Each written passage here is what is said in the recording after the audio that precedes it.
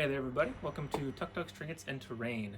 My name's David, and for this week's build video I made an aquarium for probably the most famous fish in Dungeons & Dragons, Sylgar the Goldfish. If you're unfamiliar, he is the pet of the beholder Xanathar. You've seen Xanathar's Guide to Everything, you've seen Sylgar. This build did not go great in all honesty, but I'm pretty happy with the results. I definitely know what to do differently next time. But I'm going to show you what I did and how I did it, and I hope you enjoy. So the base of this project is this plastic ornament. It's Christmas time, so these are pretty prevalent, and I just chopped off the top to give a more accessible opening in the top to make things a little easier down the road. And then I wanted a base for this thing to stand on, so this is just a to-go condiment cup from somewhere. And I just cut the top out of the middle here for the ornament to sit in, and then just attach those two with some super glue.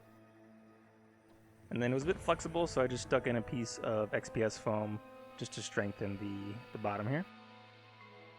And then to sort of blend the two pieces together, I rolled out some thin green stuff and just used that as sort of like a weld point, or the point where the two pieces have come together.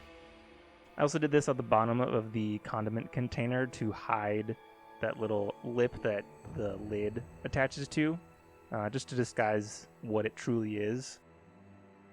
Then I set that aside to dry and started working on Sylgar himself. Essentially this is just a bunch of teardrop shaped pieces of green stuff that I sort of mushed together and then tried to give the fins some little waves to make it look like it's in motion. I also wanted to make a little castle for the interior of the aquarium. That's something that I always think of when I think of aquarium decor, so I wanted to make sort of a little shelter for Sylgar. So this is just some XPS foam that I've cut this archway out of.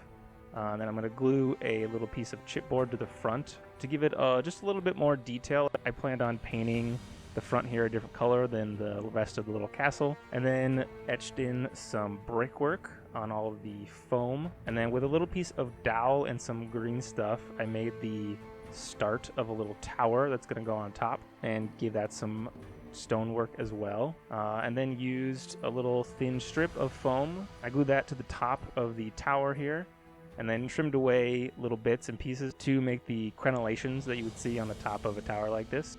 And then to sort of base everything, I cut out a circle of foam core and then just glued that into place. This would save me some materials further down and give me something to sort of mount everything to. So I glued that down. I then set about making some little plants. So I have these little thin strips of like fern-like plants, but they're pretty flat, so I wanted to make them more of a spiraling plant. So with an open flame, I very, very carefully sort of just gently heated the middle of each of the plants and then twisted them. And then once they cooled, I got a nice spiral shape to all the plant. And then I set about painting everything. For the base, I just did a flat metallic copper, and then I glued some beads on to give it a little bit more detail. I also painted up the castle, just some normal stone colors. And in the front, I painted gold and added some little jewels. Figure Xanathar is one of those pet owners that, no expense is too much, sort of a thing. I also painted up Sylgar and then started gluing everything into place. So this is just a simple matter of poking a hole in the foam and then sticking in the plants with some white glue.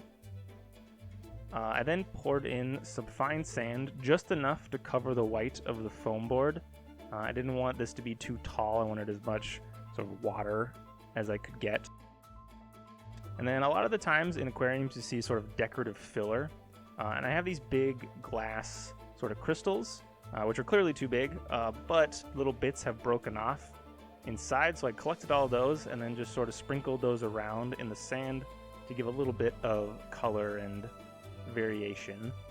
I then glued Sylgar into place. I used just a bit of floral wire, and I just glued that into the hole that was from the pin that I used when I was sculpting and painting him. Floral wire is dark green, so I thought that would blend in nicely among the little plants. So I glued him into place, and then I set the castle in as well. I didn't end up gluing the castle down, which ended up being a mistake further down the road. Now at this point, I could have called this done. It's nice and clear, you can see everything, it looks pretty good. But I decided that I wanted to add an actual water feature to the aquarium, which ended up being where all the mistakes happened, unfortunately. So I mixed up 2-part epoxy resin that I like to use for water, and then I dyed it with a little bit of brown and blue alcohol ink and mixed that up really well, and then slowly poured it in to try and avoid any air bubbles.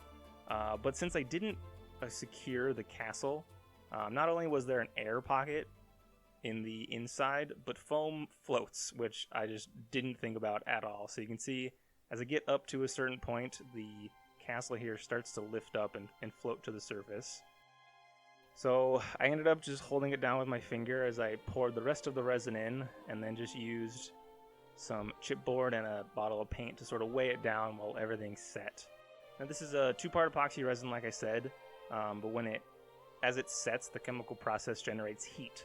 And I've never really had any problem with it before, but I don't know if it was the volume or the ornament plastic was thinner than something I've used before, but I ended up getting a lot of warping. You can see that the sphere of the ornament is all warped.